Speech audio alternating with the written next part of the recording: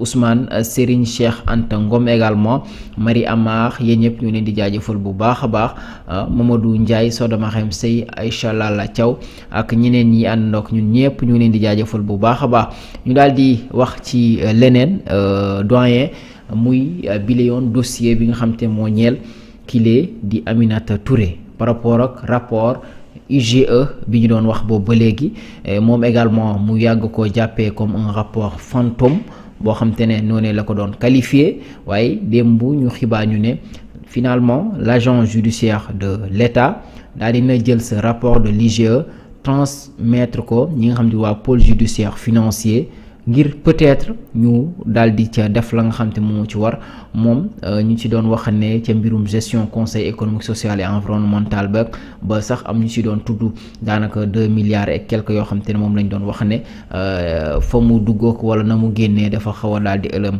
xel tuuti par rapport ak dossier boobu transmettre bi ñu ko daal di transmettre loolu également dafay ñëw ginnaaw la sortie du premier ministre bi nga xam te ne defoon na ko ci par rapport à ce rapport là fële ci le 8 novembre ca Terra meeting ba jàngat li surtout par rapport ak dossier boobu ak lan lañ ci mën a xaar ci côté yoon boobu.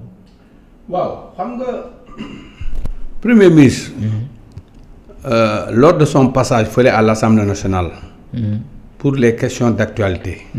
ak gouvernement am dafa am lu mu waxoon lu am solo. foofu. te ñu bëri ci askan bi. xamuñu ko woon. mu leeral ko. le rapport de l'IGE. ñu bëri dañu yaakaar ne rapport IGE bu tegoo ci table président de la République.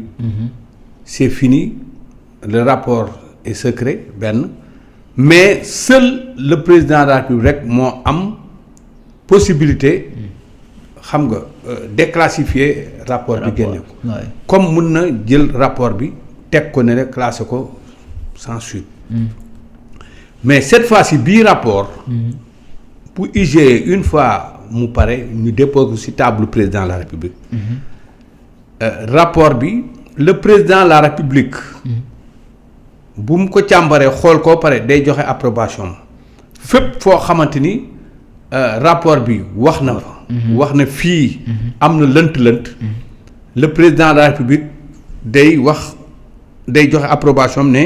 effectivement nañu càmbar wala bu ñu bañ a càmbar. loolu président ci prérogative am la. ba tax na rapport bi mu ñëwee. bu CSE boobu. jamono yi nga xamante ni Mimi Touré ma nga foon mais rapport bi yemul rek ci Mimi Touré parce que ba ci Idriss Seck la. léegi bi mu génnee nañu bu ñu fàtte ne rapportu IGE boobu. c'était du temps du président Macky Sall.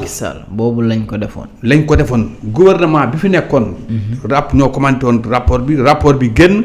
bi mu génnee ci table président moo joxe ndigal. instruction comme quoi nañu càmbar sauf benn rek laa xamante ni moom le président waxoon bu ñu ko jóg mooy ci le président d'honneur bi nga xamante ni moo nekkoon foofu. boobu la wax ne moom joxul ndigal pour que ñu saytuti. li ci des yëpp dafa joxoon accord am pour ñu saytu ko. donc lii nga xamante ni tey moom la ñuy toppee Mimi Touré. mais ba mu paree. ba ñu déposé ko moom président day am benn copie. le premier ministre day am benn copie. premier ministre dégg nañ ko keroog mu wax ne moom rapport yi nga xamante ni ñëw na ci table am yépp amu ci benn boo xamante ni. téye na ko. taxawaalu na fa yépp joxe na ko à qui de droit. mais beneen boo xamante ni askan bi daf ko war a xam. que ne une fois le président de la République. joxe son accord pour ñu càmbar. dafay dessaisir maintenant ci dossier bi. mënutu ci dara. mënutul intervenir mënutu ci dara. le dossier day suivre son cours. ba tax na rapport bi tey bu ñu toogee ba ñu ne. rapport bi l'agent judiciaire de l'État jébbal na ko pôle judiciaire financier. forcément. Mimi Touré sera convoqué. danañ ko woo. ñu ubbee dossier. parce que danañ ko ubbi le dossier sera ouvert et Mimi Touré certainement sera convoqué danañ ko woo. laaj ko ci kii bi parce que un rapport mënuñu ko teg ci table pôle judiciaire financier ba pare mu war fa mën a nelaw du am. on a vu tous les rapports yi nga xamoon dañ ko teg ci table pôle judiciaire financier. c'est pour ñu enquêter ci te loolu mënta bañ a ñàkk il faut que mu am xanaa kay dañ naan après la suite nan lay demee mais mënta ñàkk. forcément Mimi Touré sera convoqué dina ñëw. moo def ak moo deful laale na si laalewu si. ça je ne saurais le dire mënuma ko wax. parce que dafa am loo xamante ni wàllu justice la. justice moom rek moo ci mën a àddu. keneen ku si àddu aussi da ngay wax lu la neex. rapport mooy wax ne lii ak lii am na. mais justice aussi mooy seet ndax liñ ko wax ndax am na wala amul. ba tax na moom rek moo am habilité àddu si moo am habilité wax ne lii moo ci am. donc on attend la suite. pour mu mën a am mais bu loolu wéyee dafa am loo xamante ni. dafa yàgg tey xel fii. muy lan kii di Mimi Touré. dañoo gis fii à l'Assemblée nationale. jamono yi nga xamante ni 14e législature moo fi nekkoon. Farba Ngom mii daan di ancien député 14e législature. mais gis nañ fii mu taxaw à l'Assemblée nationale. def benn aveu de taille. naan ko ba ma la seetsee. wax naan ko ba ma la seetsee. kii di wax naan premier ministre bu jigéen boobu nga xamante ni keroog bi mu defee déclaration de politique générale am fii. yilifoon moo yilifoon si ni liste. nekkoon si ni tête de liste. mais ki yilifoon ki nekkoon tête de liste Benno Bokk Yaakaar si les élections législatives yi. 2020 nekk jigéen kan la doon ku dul Mimi Touré. di jaay jub. ba ma demee seet si la. boo wax ne sax man j'assume man li may wax dama ko ñeme bu ñu buggee nañ ma woo. mais ce qu'il a dit est extrêmement grave. rien que pour loolu rek war na mën a tax ñun bon askan bi war a am tuuti ay doute si li nga xamante ne tey mooy rapport bi taxaw. na wax ba ma fa ñëwee ñaata laa indi. mais wax na lu nekk wax na ko mais li si gën a grave aussi depuis lors mu waxoon loolu ba léegi. tey ñu ngi si 2025. nous sommes au mois de décembre 2025. à ce que je cherche ba fii may wax ak yow defe naa Mimi Touré ñëwul apporter démenti. amul benn démenti boo xam Mimi Touré def na ko. kon boog ñun nag askan lañu am nañu droit di xalaat am nañu droit di wax ne selon compte tenu lii ak lii bu ñu ko gisee. gis ne amul benn réaction amul dara xel day daal di mën a teey.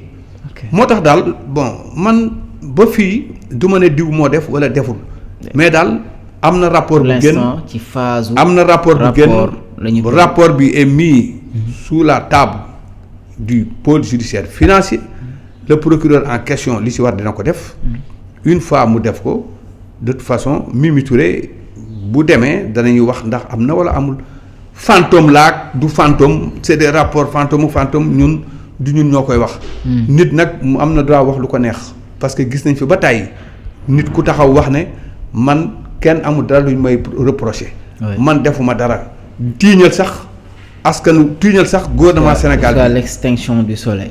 waaw waxuma sax jusqu'à l'extinction du soleil am na fi koo xamante ni bu yàggul taxaw na fi amul lu mu waxul plateau yi nekk taxaw na fa wax fi dem na sax ba naan man samay audition fële kenn ñemewu ko génnee parce que xam nañ la ma fa doon wax duñ ko ñeme génnee il a tiré sur le premier ministre wax na fi lu nekk mais au finish lan lañu gis jour bi ñu ko convoqué pour mu dem répondre fan la mujjee daw dem ba France tëdd fa bëgg a taxaw foo dikki donc man ñenn ñi du ma leen mës a taxaw di wax ne daal lii ñu wax ni am na wala amul man daal rapport je me base sur des rapports il y a un rapport qui est sorti rapport bi génn ñi ngi si tudd Mimi Touré te rapport IGE la woon jox nañ ko l'agent judiciaire de l'État jox na ko pôle judiciaire financier on attend maintenant la suite du rapport lan lay indi mais li wérte wóor daal xam naa ni au niveau du pôle judiciaire financier une fois rapport tegu fa danañ ko càmbar ku ci laale wala koo xamante ni yaakaar nañ ne peut-être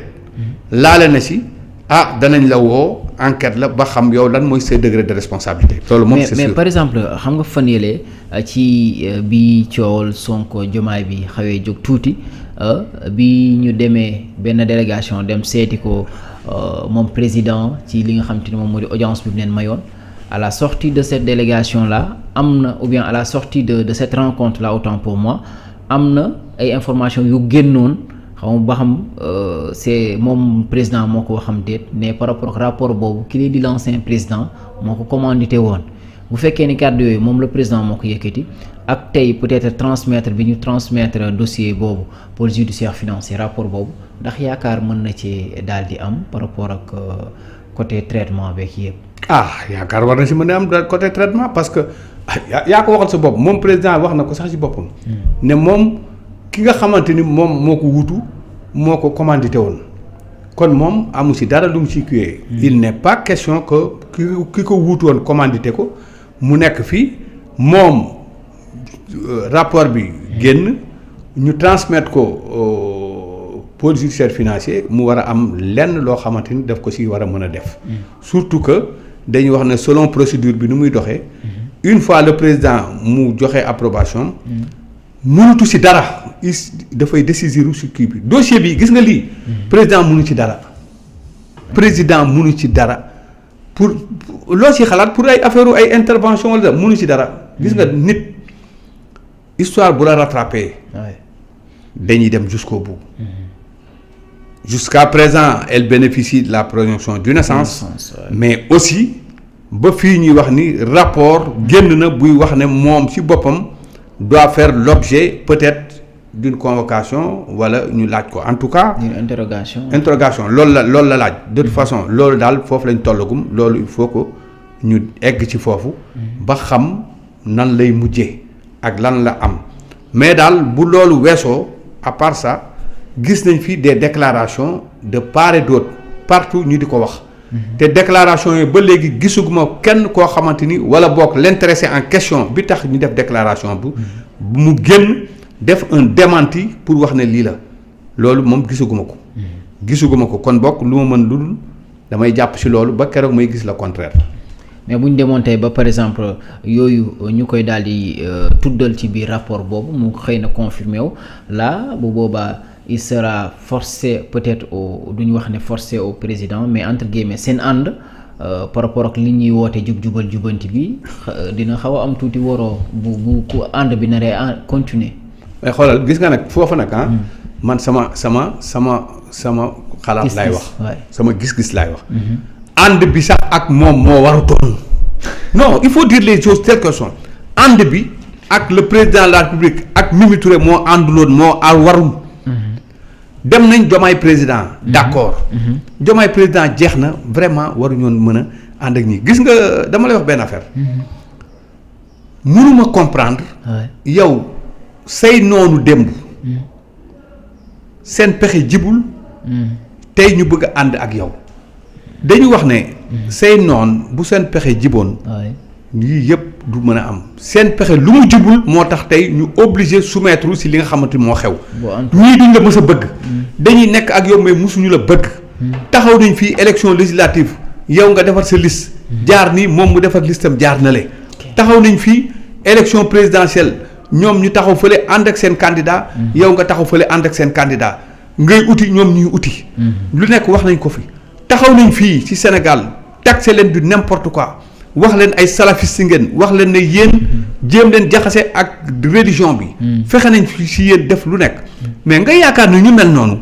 ñu dem malgré tout askan bi décider autrement dafa nga ne ñooñu bon dañu ñëw ànd ak yow nii parce que dañu lu sincère la wala dara c'est pas sincère dañu wax dëgg c'est pas sincère et man dama am loo xamante ni ba léegi damay poser wu question nan la mën a nekkee comment le président de la République peut un bon jour rek retourner di collaborer ak ñoo xamante ni ñooñu ay adversaire am la ñu woon bu ñëpp xamoon fii ngay collaborer ak ñoom rawatina nag koo xamante ni elle a eu à occuper des postes de responsabilité fii nekkoon premier ministre du Sénégal premier ministre président Macky Sall nekkoon son premier ministre de la justice jóge foofu nekk son ministre de la justice li fi xew yëpp gis nañ ko fi diggante moom ak Karim Wade li fi xew gis nañ ko fi diggante moom ak l'ancien procureur de la République di Ousmane Diagne problème yu bëri tax ñu teggi Ousmane Diagne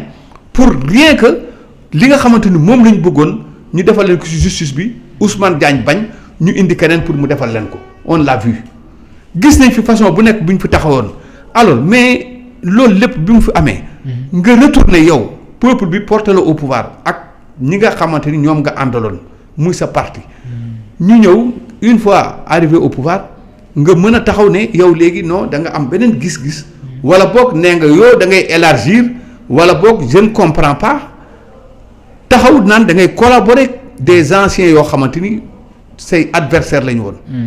adversaire mënut a nekk lu dul adversaire et.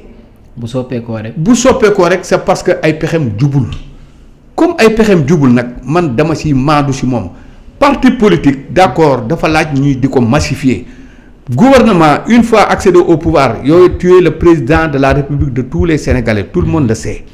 Mais être le président de la République de tous les Sénégalais taxul ñëw ñi nga xamante ni ñoom amoon beneen programme contraire ak yow bi nga am. leneen ak leneen nga war a mën a dellu ci ñoom naan dafay da ngay uti ci ñoom. maanaam doole waxuma la sax doole mais uti ci ñoom beneen soit conseil pour lu ñu war a mën a conseiller ci doxalinu réew.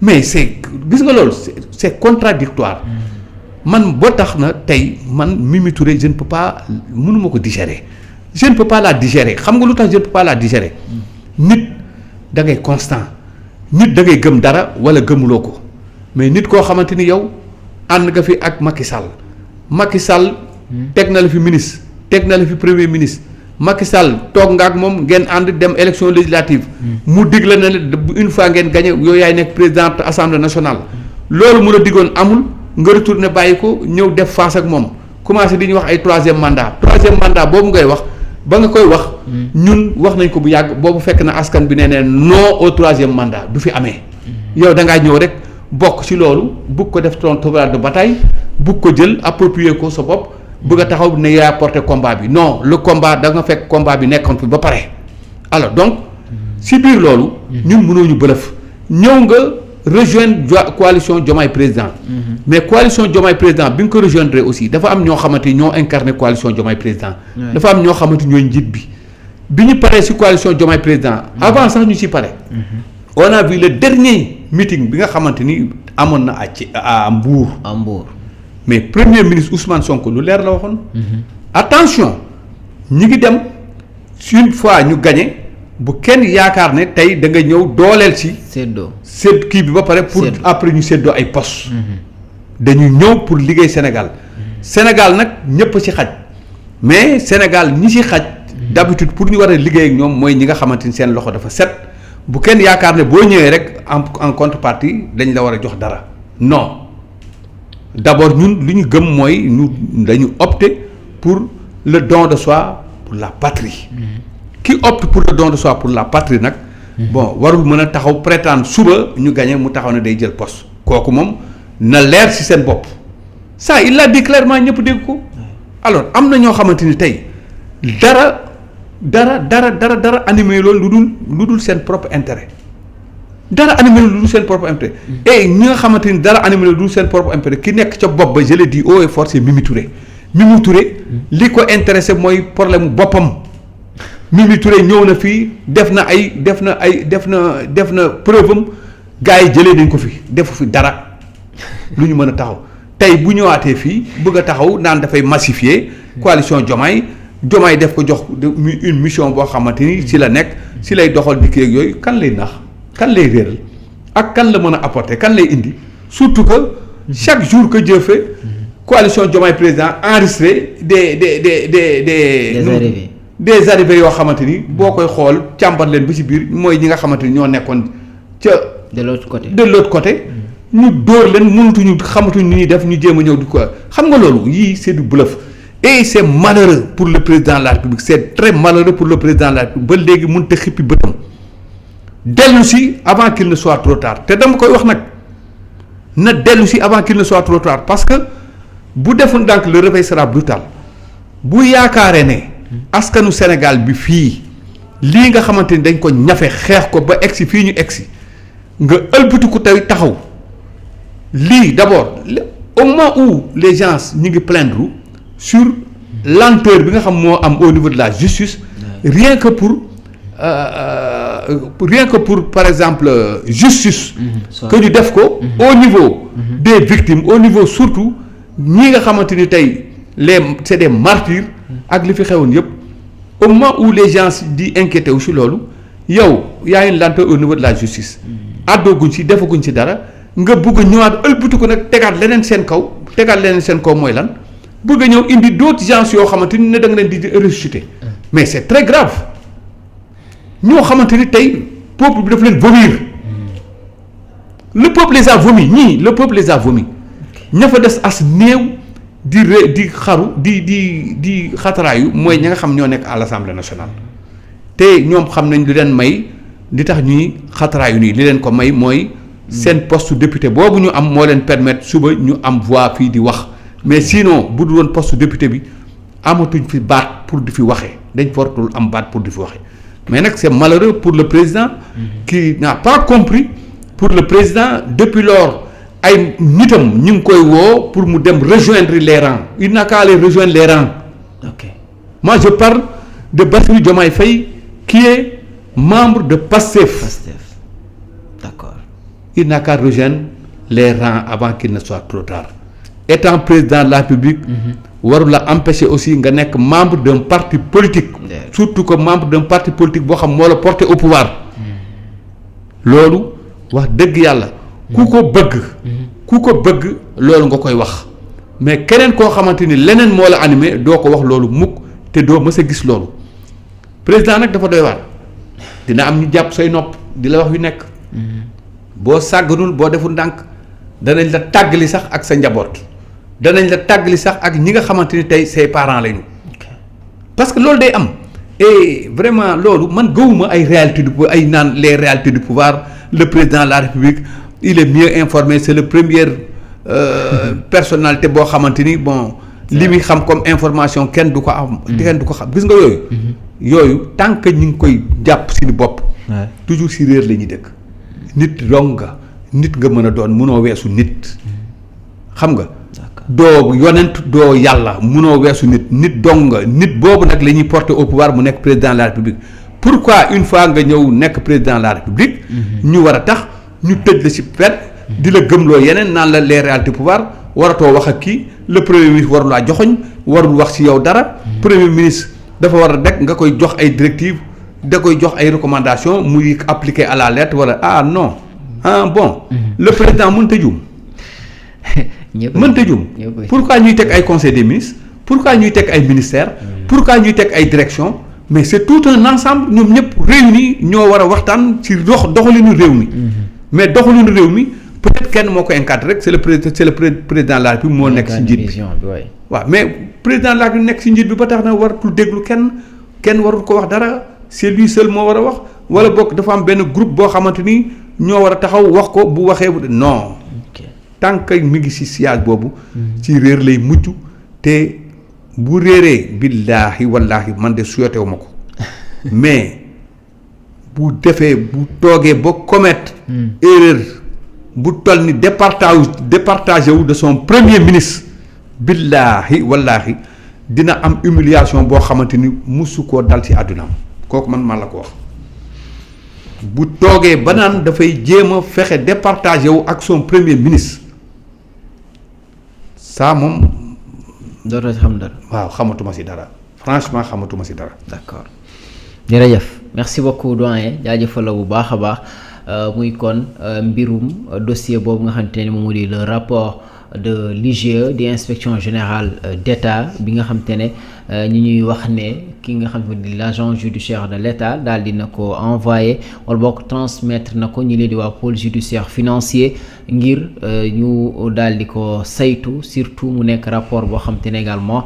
ñu ngi ci doon tudd mbirum kuréel googu nga xam te ne dañ ko daal di tas sax jamono ci mu di conseil économique social et environnemental surtout jamono ji ko kooku lee di Mimi Touré daal di jiite woon jamono ji mu nekk daanaka représentant du président de la République nga xam te ne moom également poste boobu moom moo koy daal di occupé jamono ji waaye ñu xibaar ne kon rapport boobu yónnee nañ ko foofee ca pôle ngir ñu daal di ko saytu lépp nag am également ginnaaw daanaka sorti wu ki